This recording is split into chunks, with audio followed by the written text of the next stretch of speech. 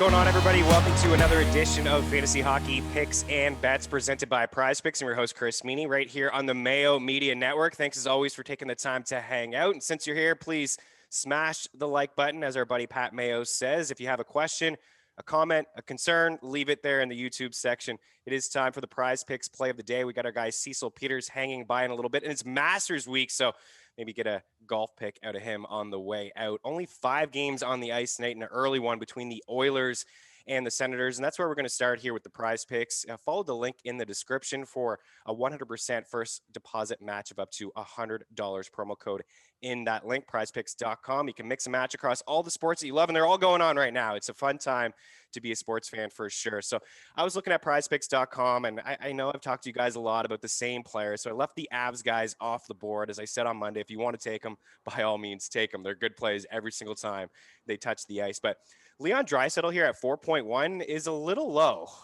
slightly. When you look at Edmonton and what they've done against Ottawa this season, they've won all 7 matchups, outscoring them 29-15, 29 goals in 7 games.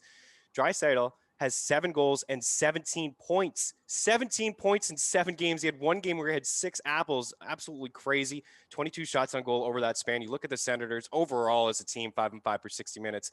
According to our friends at Natural Stat Trick, not great, but since the 1st of March, the 3rd most shot attempts, the 2nd most shots, 3.3 goals against per 60 minutes is number 1 in the NHL, 4th most high danger chances allowed, and the 6th most scoring chances allowed. So easily taking Draisaitl here at 4.1. You can consider McDavid as well.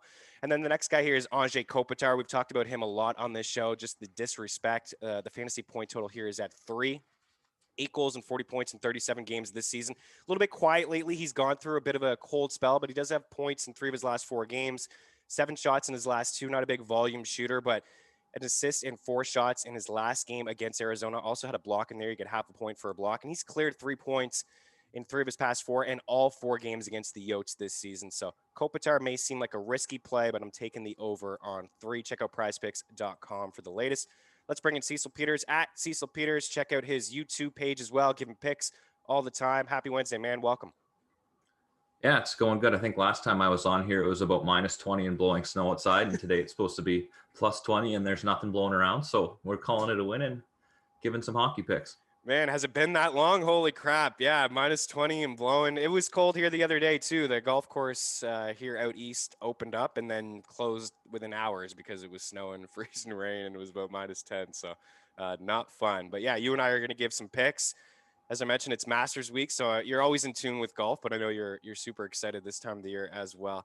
Like I said, it's just fun to be a sports fan this time of the year with everything happening. It was a weird time this time last year. It's a weird time still, but last year was a little bit more strange this time of the year.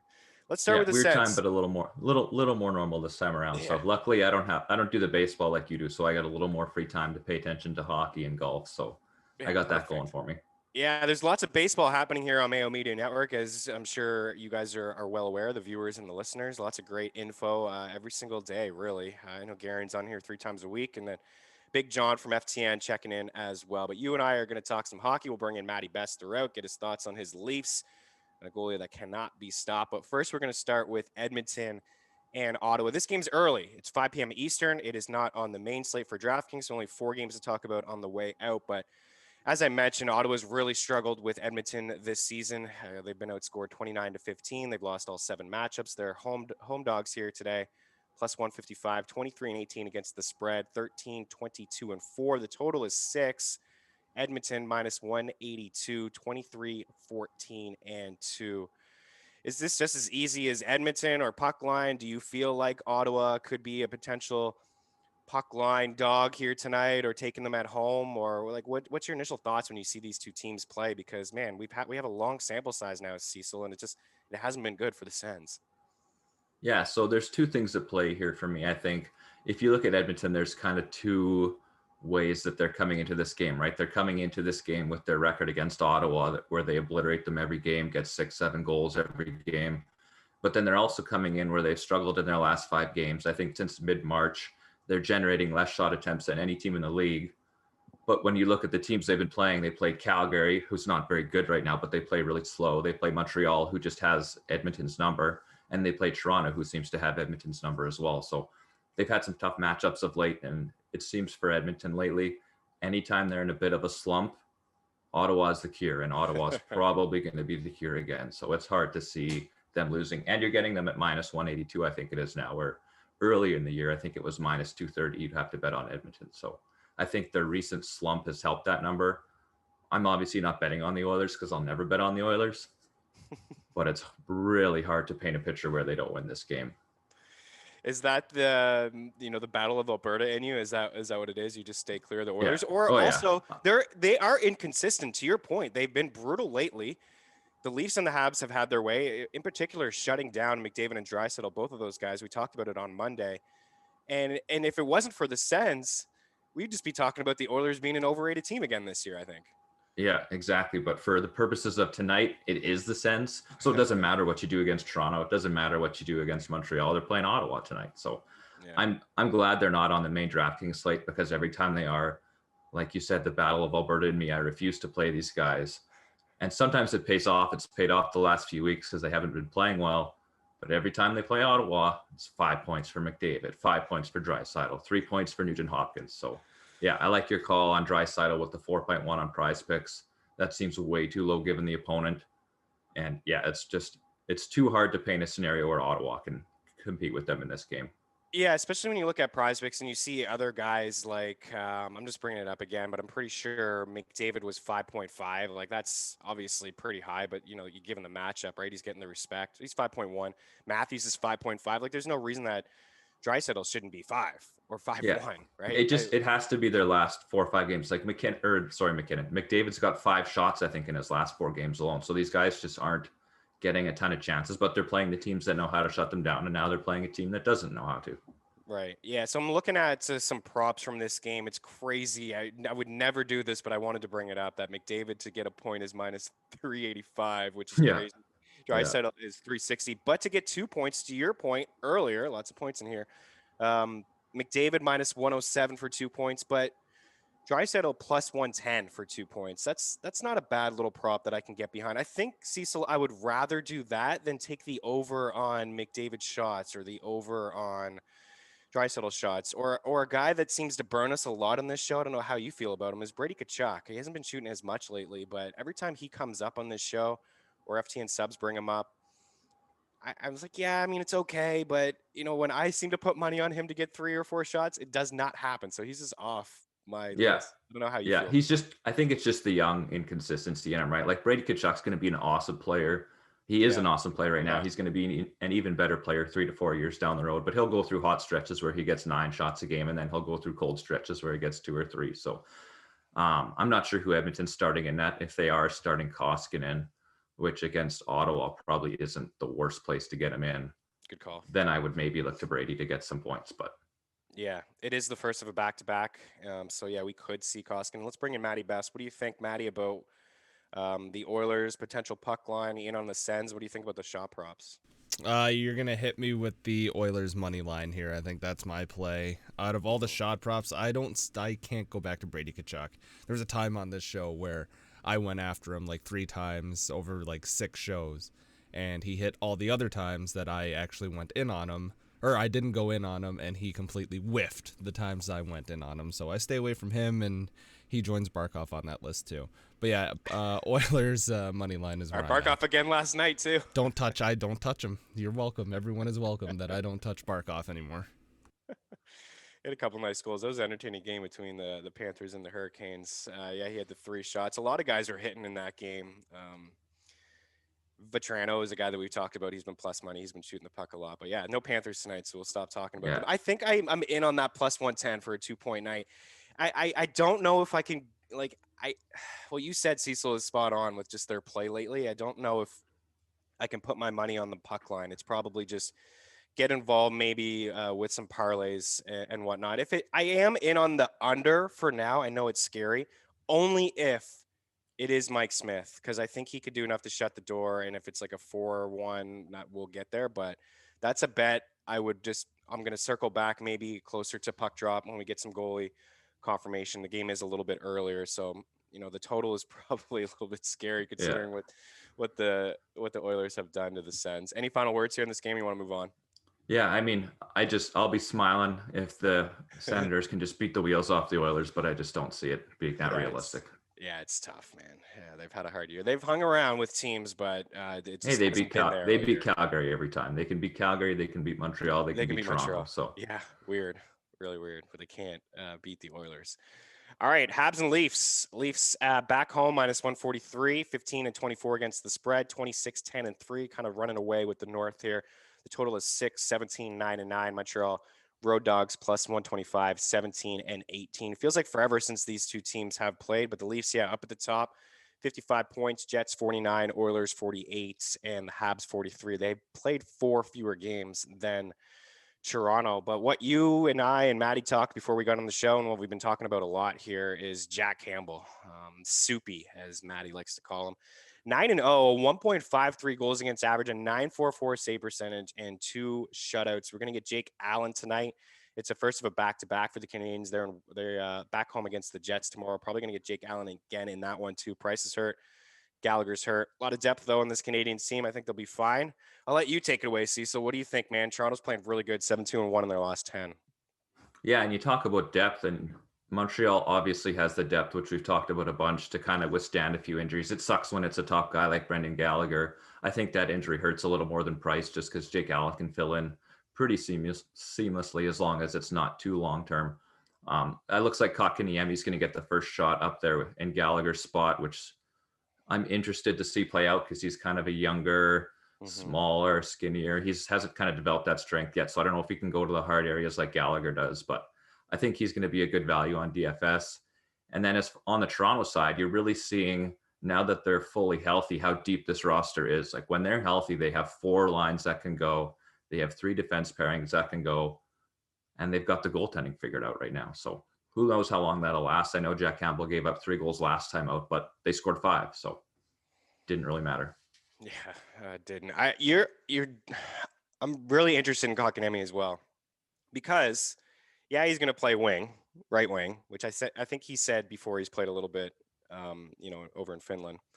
But he's also going to have to go up against Matthews tonight because they're going to line match. They're going to have to try. They're going to try to get Deneau and Tatar up against the Matthews line. I don't know how long it's going to last, to be honest. I think we'll see halfway through that game that maybe it's Paul Byron up there. That's how it happened in the last game when Gallagher left. It was Byron up there, and he's a little bit more of a defensive player, not as much as a liability. I agree with you. I think Kotkaniemi, going into the corners, it's not going to be the same sort of deal as Gallagher. But I also agree with you that he could be a nice little DFS punt play, some value there to start the game up top on the first line to get power play time. There is something to be said there. Let's bring in Best, and he's going to talk up Campbell, but it's warranted. What do you think here, Maddie? Campbell's a pretty good goaltender. I'm all right with him. If Campbell does start, then I'm all over this Leafs money line.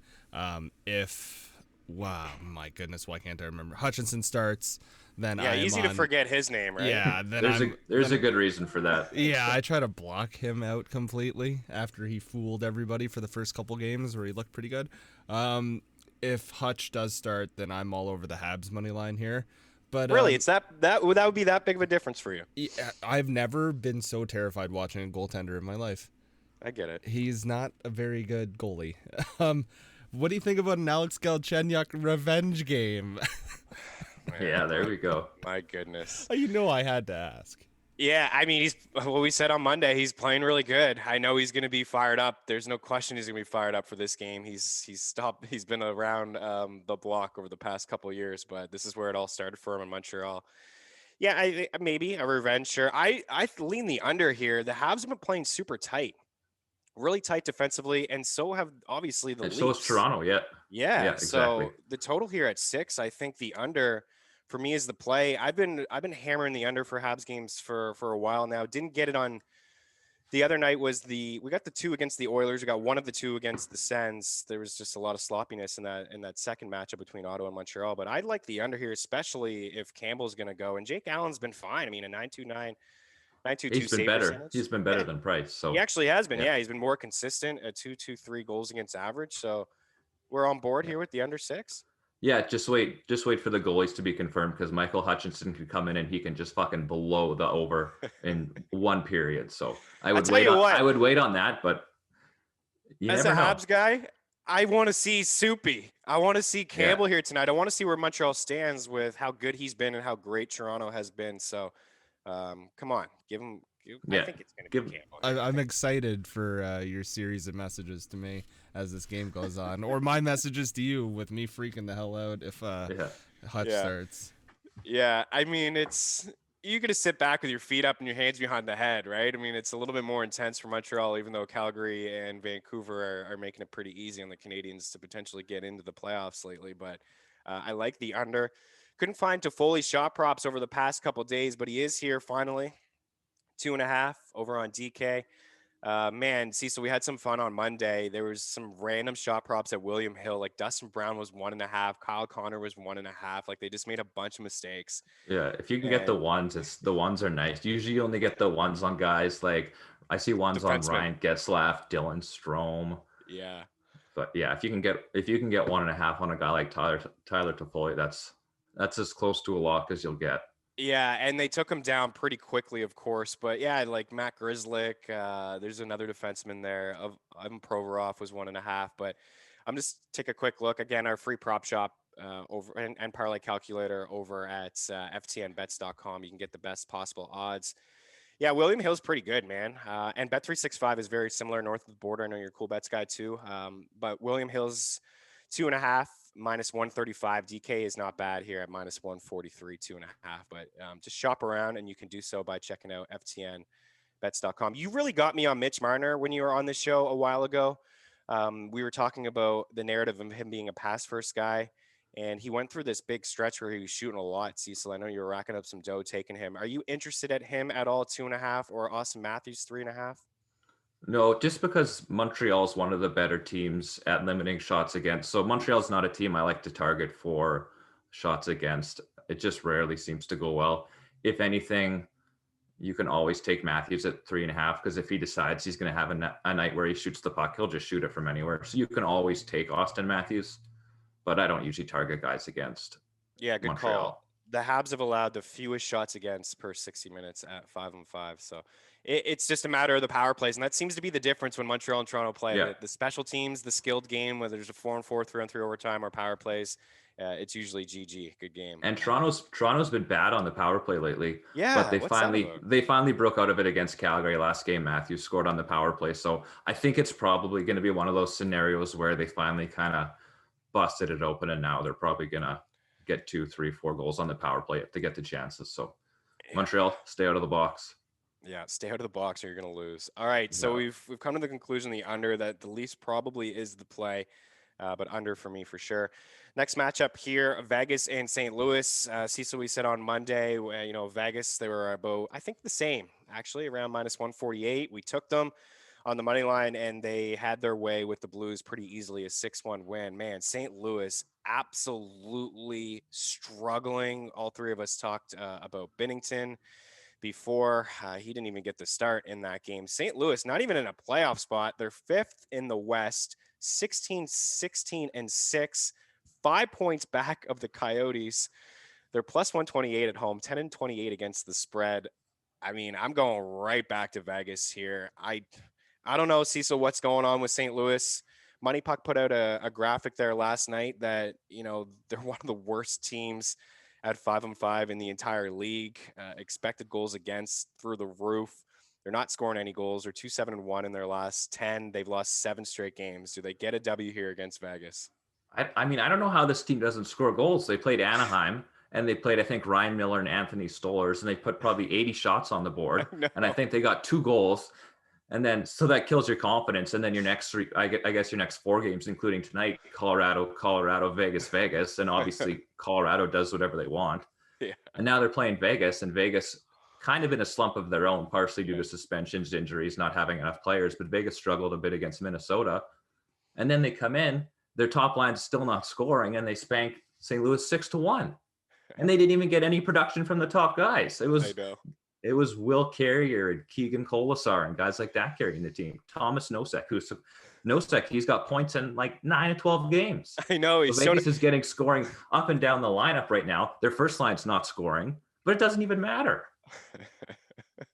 So I don't see how St. Louis busts out of the slump against Vegas. And the thing about Vegas too, even when you're playing them back to back, you're playing them a couple times in 3 nights.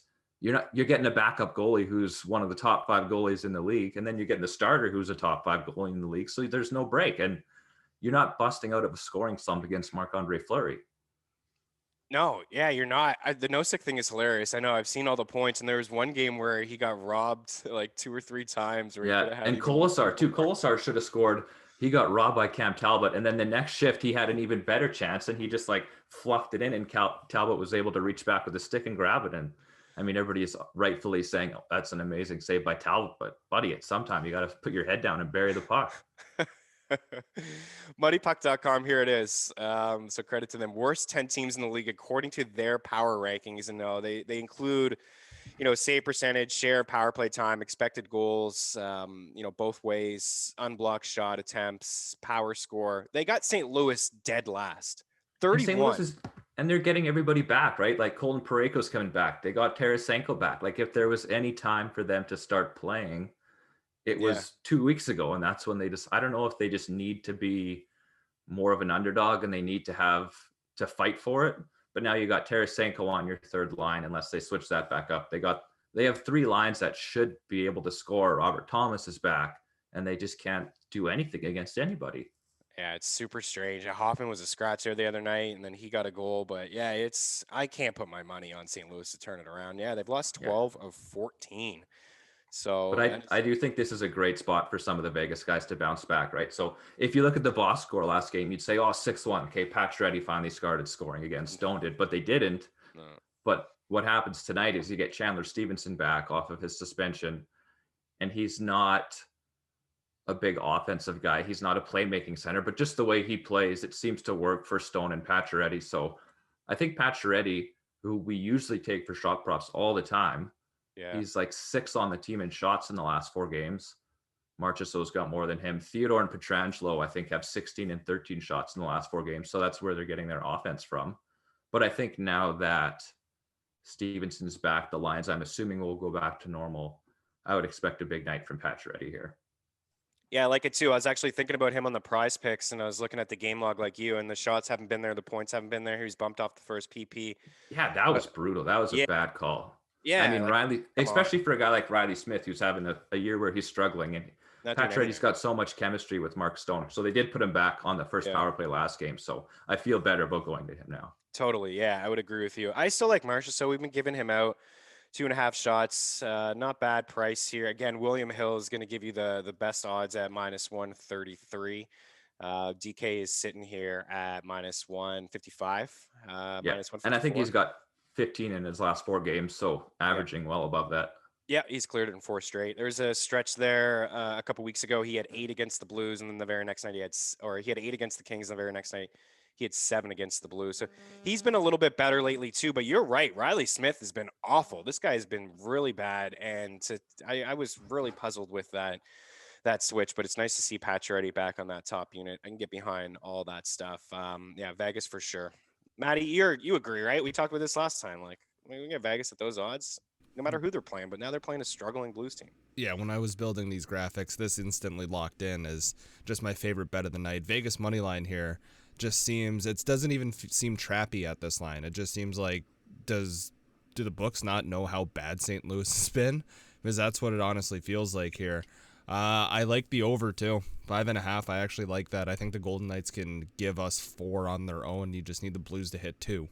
And Fleury's been good, but he has been letting in more goals than he did early in the year. So you can count on a couple goals against Fleury now. Yeah, I think the recency bias needs to be shifted onto Fleury now, and it's just like he's not as phenomenal as he was to start the season, which he's still playing well, but he's not going to go out there and give you like a 38, 39 save shutout performance anymore on the regular.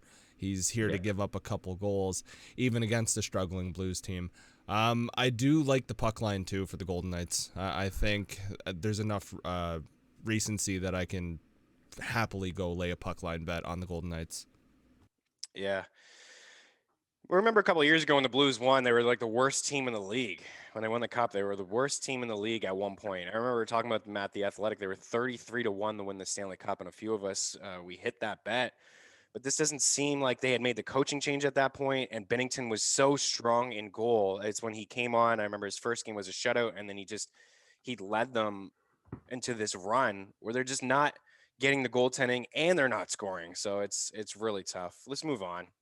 There was a time where Colorado was 8-1, 9-1 to win the cup. I just checked them this morning. They're plus 350. They are absolutely just cruising, man. They got Minnesota tonight in Meaney, who's been really strong at home this season. They're plus 163, 20-17 against the spread, 23-12-2. The Avs minus 190, 16-22 against the spread. They've won 13 of 15. They have points in 15 straight games. Cecil, I was looking up. I know there's a lot of hockey people who are tweeting about what the Avs have done since March 1st and goals and all that, but I just wanted to take a look at the shot attempts. The shot attempts since March 1st. 1,073 at 5-5, 676 against. The shots 591, 356 against. By the way, they lead both shot attempts and shots. It's not even close. The shots against 356. Boston and Montreal have allowed fewer, but they played 200 fewer minutes, and that was at 5-5. This is all strengths.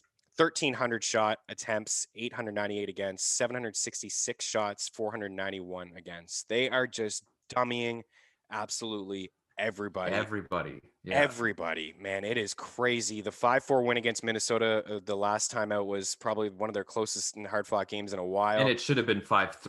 It was way close. The score was way closer than the game was. Colorado, especially the second period, they dominated. They put it away. I know Minnesota scored with like 30 seconds left on the power play to make it close, but the game wasn't that close. Colorado, and I know you say they're having their way with everybody, which is true, but Minnesota in particular, it just seems that they've got Minnesota figured out. Even when Minnesota comes in when they're playing really well, I think it was about mid-March where Colorado put up almost 60 shots against them. And that was when Minnesota was playing well. Minnesota came in off some wins. They can beat everybody but Colorado right now. Like Minnesota can play Vegas and they can play them tight and they can win, but they can't beat Colorado. No, they can't. You're dead on. I got it right here. It was the mid-March, like you said. It was the back-to-back games, 5-1 and 6-0. And yeah, they put like 60 shots on goal. And then they did it again the next night. That's the crazy thing. Because a lot of these games, you'll see the second game, the teams will figure it out. But Minnesota against anybody against Colorado, except for maybe Vegas, they can't figure them out. No, they can't. And the tough thing for Minnesota right now, I think, is Colorado's second line finally started scoring last night. So they had been cold for a bit, but the third line was making up for it, right? Nichushkin, Tyson Yost, I think Donskoy's on that third line. Yeah. They've been scoring a ton. So you kind of forget about the second line. Well, Brandon Saad scored a couple games ago. Burakovsky scored yesterday. I think my favorite goal prop today would be Nazem Kadri. He's got shots, I think 4 shots in 3 straight games. He's playing well. You kind of see this with him from time to time. He gets cold. He doesn't score for a while. He starts piling up shots. He gets frustrated that he's not scoring, so he just shoots the puck from everywhere. And all of a sudden, the puck starts going in, and he'll probably score 2 or 3. So I like Kadri a lot. I like Kadri a lot, too. I think it was a great call. I'm glad we're on the same page here. Yeah, 4 shots in 3 straight games. Yeah, he hasn't scored in a while since March 22nd. Yeah, but he does like to shoot. When he doesn't score, he does this. He starts shooting the puck. He'll have a fucking 10-shot game at some point. I think he did it. I can't remember. It was probably a month or 2 ago. He hadn't been scoring for a while, but he'd been shooting. He got 10 shots in the game. I think he had 8 shots in the game. And then all of a sudden he scores, and then he doesn't stop scoring for a few nights. Yeah, I like Kadri. I like McKinnon 3.5. I like Randon 2.5. Too bad you can't parlay these guys in same game parlays and stuff. But I think Kadri may be the play out of all of them. But you can have some fun and mix around with those guys. Yeah, I mean Colorado. I mean, seriously, like I'm not going to bet against them. That's for sure. Like there's no chance. Matt? Yeah. Avs, your puck line in this? No. I don't bet against the Avs. That's almost a written rule for me. I'm not going to puck line it because Minnesota's been sneaky good all year. And I still think they don't get enough respect for what they've been doing. Plus their ATS record at 20-17 also speaks to them covering a lot of these plus 1.5s. I'm almost talking myself into taking the Wild at plus 1.5, but I'm not going to do that. The Avs money line is where I'll be having my money at in just a few parlays. And for shot props, I'm not sold on Kadri like you guys are. That doesn't mean I don't think it's a bad play. I'll just go to Old Faithful and Nathan McKinnon, though. Yeah, I mean, he's going to get his 5 shots. He's just on a tear right now. He shoots against Minnesota every single time they play. I mean, and on DraftKings too, like just play that whole line. Don't be the idiot who decides to fade that line. Don't play Matthews over McKinnon. Just play McKinnon, play Landeskog, play Rantanen. And definitely play Landeskog because you'll see it all the time. People will play McKinnon, they'll play Rantanen, and if they leave one guy off, it's always Landeskog. And the why one guy is that? who Because keeps he's the getting there, it's cheapest. always Landeskog. He's always the cheapest, and every time they leave him, every time everybody leaves him off, he's the guy that gets 2 goals. It Like doesn't he make doesn't any quite sense get the to me. shot. Yeah, he doesn't get the shot volume, but he's the guy who No. scores the dirty goals. Yeah. He gets His the ass assists is on the power right play. in front He's of the there. net on Yeah. the PP. Yeah. I agree with you, man. I think we went on a rant a couple weeks ago about And this. he's always too cheap. He's 7. I think he's 7K tonight. He's Rantanen's 7K. 7.6. They're all too cheap. McKinnon's the cheapest he's been on DraftKings in like a month and a half. And he against Minnesota, I think I wrote it down. He's got like 27.5 points, 19.5 points, 16.5 points in their last 3 games. And now he's the cheapest price. I mean, granted, it's 8,600. It's not cheap, but it's the cheapest he's been in a month and a half.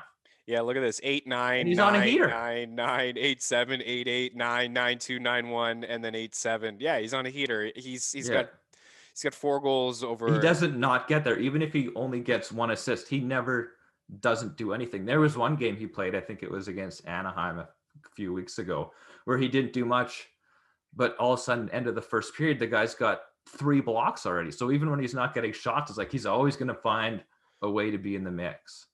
And what I like about that line too is that they really they play them a lot. Like they All get the double time. shifted quite often. Power plays, and they play even when they're winning and they're winning big.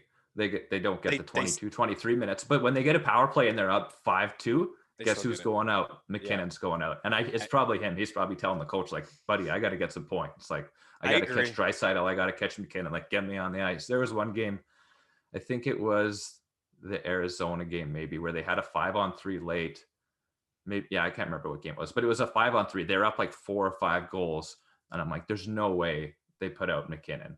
And out comes the first power play. They only gave him a minute. Usually they get the full 2, but they only gave him a minute, but they put him out there.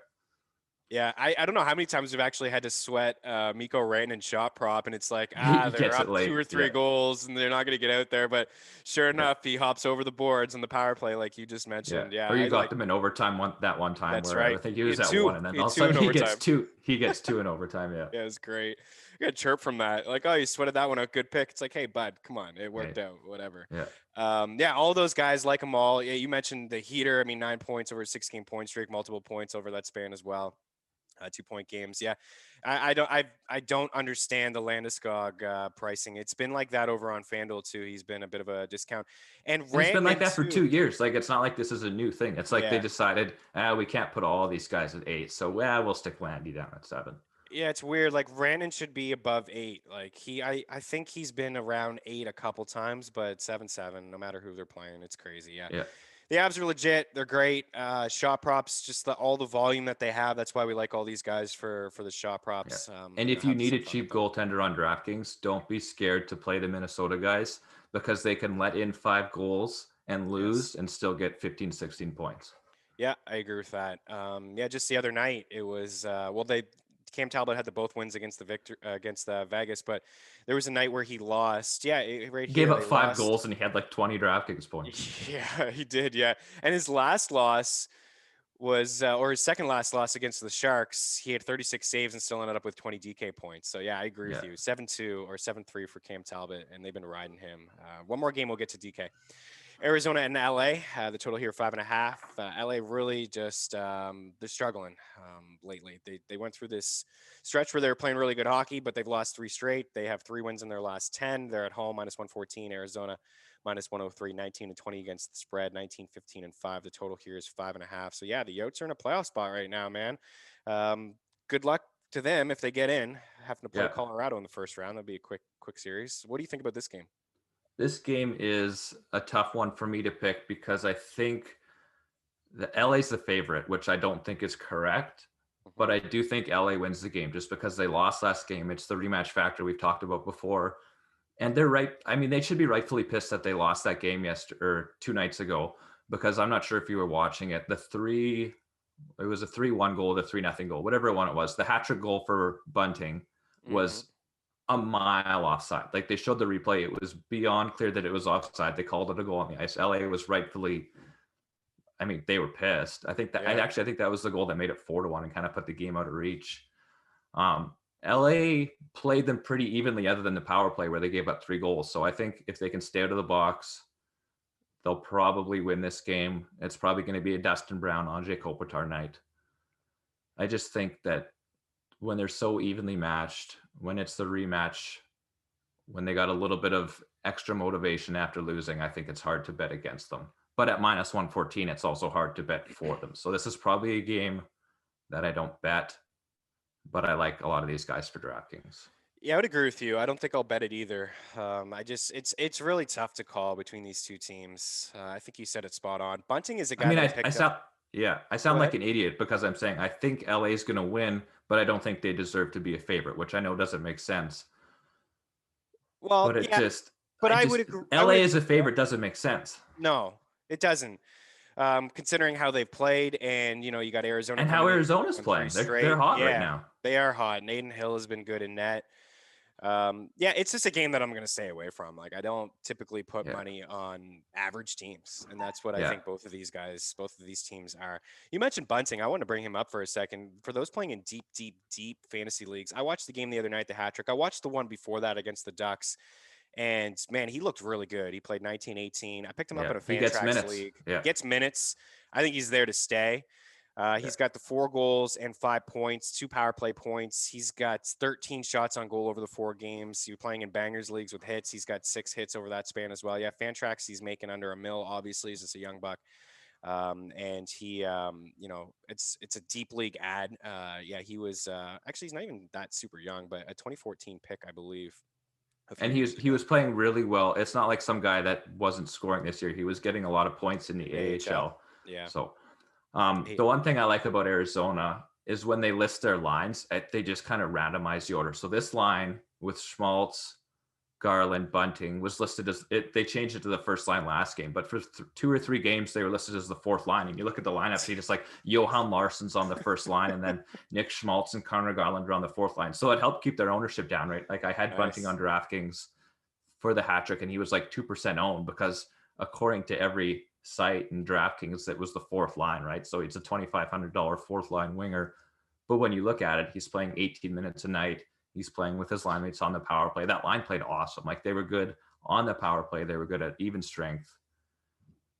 And he just gets a ton of shots, and he's still only 3,200. Yeah, it's silly. There's no Bunting shot props here, but he's 16-1 for a first goal. That's not bad. We can take a shot on that if you're looking. I agree with you, Brown, Garland, these guys. Yeah, interesting to see them on the 4th line when like Garland is. Like that's their top. They're playing the most minutes. Yeah, like those are the guys that are playing the most minutes. They're playing the first power play. And that's another reason why Bunting's doing well. So their power play, if you watch that game, is basically get it to Chychrun at the point.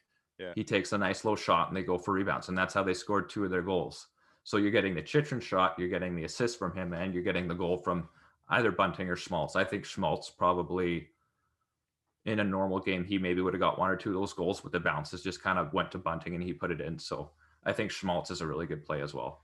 Yeah, I like that. Let's transition over to DK. Let's talk about the top of the board here. Matthews 9K, of course. McKinnon 8.6. We really already alluded to you play these guys. They're absolute studs. If you're playing multiple lineups, sure, have some fun. If you have to pick, I think it's McKinnon by a mile. I mean, Matthews can go off at any time, but I mean, for $400 less, McKinnon he's on a different level. Yeah, and the Canadians have done a decent job against Matthews. Kopitar 6'3", O'Reilly 5'8", Tavares 5'3", Kadri 5'5", Shen 5'1", William Karlsson 4'9", Suzuki 4'6", Dvorak 4'2". So yeah, I agree. Top of the board, it's Nate, it's McKinnon 8'6". Would you if you're putting together 5 lineups, like how many are you going to have, I think, with Nate? And if you don't have every single one. Yeah. Okay. No, for me, and honestly, I mean, guys make fun of me because I'm in a 5-man with a few guys and I play the same guys every single night. If Colorado's playing, I play them. If Chicago's playing, I play them. Usually if Dallas is playing, I play them. So they're like, wow, you just play the same guys every night, but they just keep working. It keeps working. Right. So, and I always play the full Colorado line. You don't mess around. You don't leave a guy off, because whoever you leave off, like we said, if it's Landeskog, that's the guy who gets a couple goals. So I always play all of them, and it almost always works. Yeah, well, man, of course. Like these guys are Because they bringing get it every shots. Even night. if they don't score, they still get shots. I mean, you're not going to win a GPP if they don't score 2 goals, Right. but they're still getting shots and you're still getting a chance. Been having I went through a stretch there where I was trying, like not trying, but I was fading them a little bit and I was playing the Donskoy line and it worked Yeah. out, but you got to hit the other pieces too. So Yeah. I think if you're playing, a dozen lineups, maybe, the only way that I would go away from them is to go to like line 2 or line 3. Well, that's what I Still say. Colorado. It's hard to play them all. You can't really afford to play them all. So yeah, I would agree. Like we said, I do think Kadri has a big game. So I mean, I'll probably play a line or two with that second line just because I do think that they're not only are they due, but they're finally showing that they're starting to score. And usually when lines like that, especially with guys like Burakovsky, who's streaky, Kadri, who's streaky, they're going to score for a few games in a row. So who's the other, like Schmaltz, 4K? You mentioned him. Schmaltz and Stevenson. So Stevenson obviously missed the 3 games with the suspension. He was 4,400 at the time he got suspended, and he was playing well. And now they dropped him to 3,600 for some reason. So in cash games, I like Schmaltz or Stevenson, depending what you need for price. You can play them both with the flex.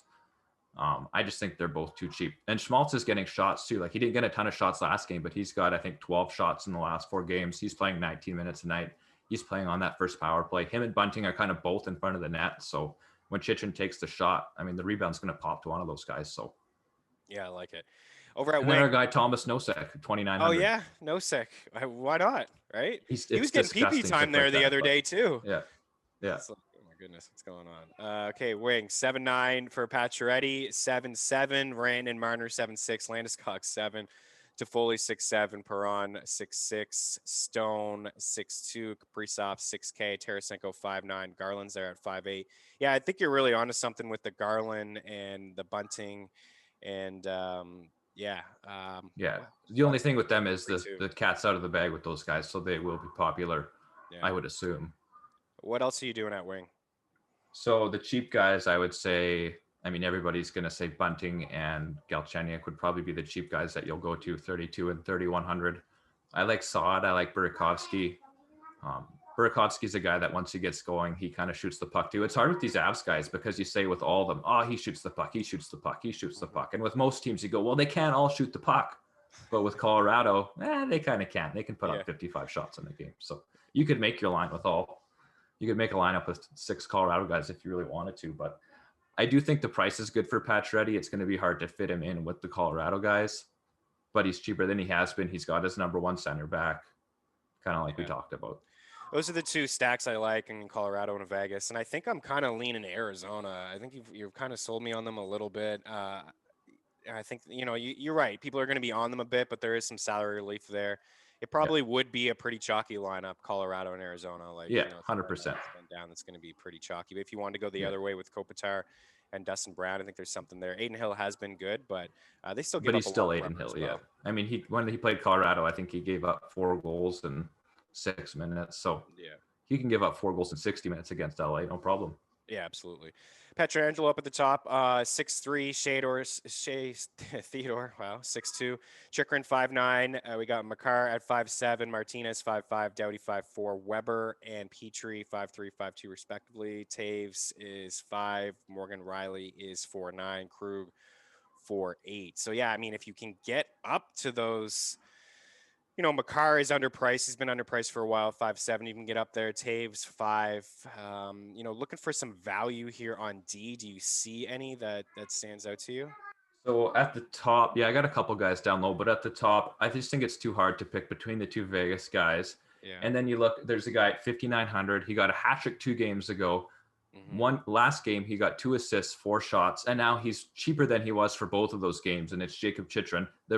I don't know how you get a hat trick, 2 assists, 4 shots, and then they price you down a little bit. I think he was 6,300, 6,400 a couple nights ago. Yeah. So at 5,900, if you can get up there, I mean, he's been crushing lately. The whole power play is centered around getting him the puck and just letting him fire it. So he's going to get shots. So at 5,900, he's my guy.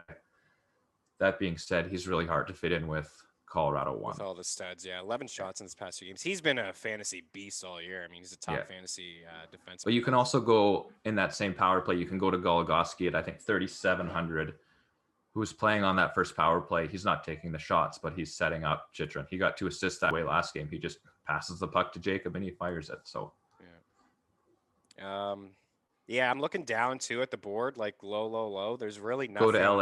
Go to LA. They've got the guys. So they've got Drew Doughty, who's more expensive, who's playing a ton of minutes. And then they have Sean Walker, he's got, I think, 13 shots in his last 4 games, same as Doughty. He hit the block bonus last game. He gets a ton of blocks, a ton of ice time.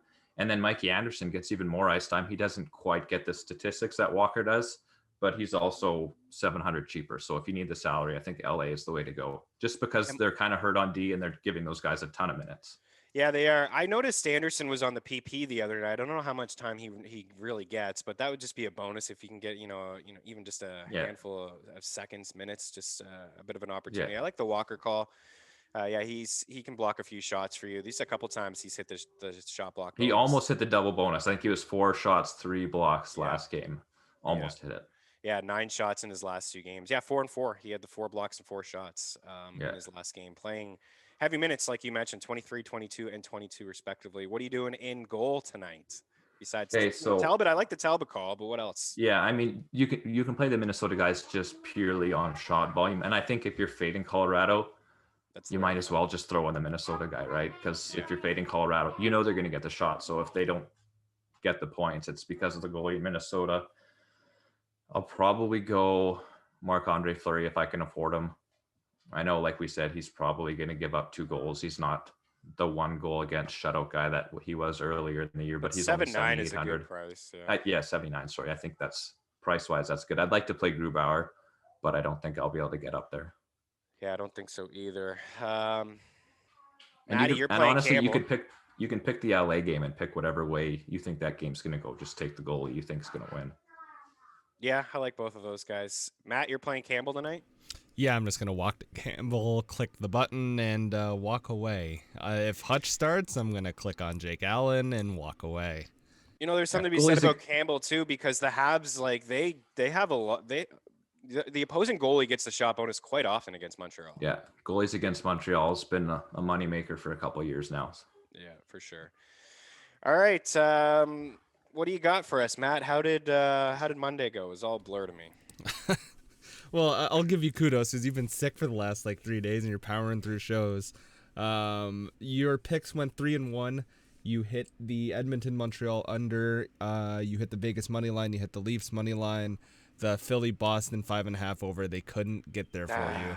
Just hung out at 5 after starting the game off hot. Shot props. You went 4 and 4. Toffoli you missed. Grzelcyk you missed. Garland you missed, and McKinnon you missed. You hit Brown, Provorov, Marchessault, and Connor. You did the thing again where you gave out 3 or 4. Where you cut out there at the end. You did the thing where you just give out 3 or 4, and then you gave out 4 more. And then I kept going? Yeah, I was like, oh, we're at 8 now. Okay. Way too many. Go ahead, Cecil. What are some of your favorite picks tonight? Yeah, so for tonight on shots, I wish you could get Bunting because I do think he'll get there. Yes, if you can find Nick Schmaltz, I would take Nick Schmaltz. I don't love Garland just because their power play is no longer geared towards him. So Schmaltz, I guess Chychrun too. If you can find Jacob Chychrun on a shot prop, that would be where I go in that game. I'm going to stay away from the Oilers game just because I hate the Oilers. It's as simple as that. Like I said, I don't take guys against Montreal, so I'm staying away from Toronto. It's mostly going to be Colorado for me. Nazem Kadri to score. Might as well throw Nazem Kadri first goal and then over McKinnon and over Rantanen. So it's tough to parlay it because I like everybody from the same game. Yeah. And I'll also take Pacioretty to score. Nice. Yeah, he's going to break out. And when he breaks out, he's probably going to score 3 or 4. Bunting 16-1. That's an interesting first goal. I can't find him right now. He may surface a little bit later, throughout the day. Chychrun is minus 105, 2.5 shots over at William Hill. I like that. Yeah, that's a great one. I would agree with you. I'm going to go back to Toffoli, Matt. I'm fine with him. Toffoli, Marchessault. I love the Kadri call, but McKinnon is in there for me too. Like Toffoli, Marchessault, Kadri, McKinnon. I'll probably stay away from Rantanen. But if you want to make some bets, go for it. You can put him in your player pool. Dustin Brown 2.5, Chikrin 2.5. Yeah, it's kind of where I lie. Nobody from Minnesota, nobody from Toronto, nobody from Edmonton, nobody from Ottawa, and the LA guys is just Brown, and then on the other side, Chikrin there, and Schmaltz is 1.5. Yeah, I'd take that. He's been shooting a lot lately, and he's playing 19 minutes a game on a line that's performing well. So yeah. Again, I hate to have everybody from the same games, but I like the Arizona guys and I like the Colorado guys. It's tough, yeah. What do you do? What do you do? Yeah, that's just the way it is. But you can do a parlay. You can go Toffoli, Marchessault, Kadri. You can go all in on Toffoli, Marchessault, and get McKinnon in there, or Brown. So there you can still find a 3 or 4 game parlay with the Colorado guys in there. For the picks, Montreal, Toronto under 6, Vegas and the over. Colorado, and then Edmonton. I mean, not breaking any news here with Edmonton and Colorado guys. It's tough, but Montreal and Toronto under, and then Vegas over. So maybe you can do a 4 game parlay there with. Yeah, and the numbers aren't absurd. It's not like you're paying minus 230 for these guys. So yeah. All right, good stuff, Cecil. Appreciate it, man. Everybody give Cecil a follow on Twitter. Check out his YouTube page. Oh yeah, on the way out, who do you like, man? Masters, I'm gonna go. It's between Brooks Koepka and Tony Finau for me. And I'm going to lean for Tony to get that monkey off his back in a big way. So I know not a lot of people thinking Tony to win. I'm going to take Tony Finau. I got him at 36-1. He always seems to be there on Sunday, man. That would be the monkey off his back in a big way. That's right. You are absolutely right. I like the Tony Finau call. All right, from Cecil Peters and Matt Best running the show for us. Thank you both. Thanks to everybody for taking the time to hang out. We will be back on Friday with Cam Stewart. Good luck. Any questions, hit me up at Chris Meaney. Leave a comment there in the YouTube section. We'll circle back before a puck drop. Good luck tonight. Cheers.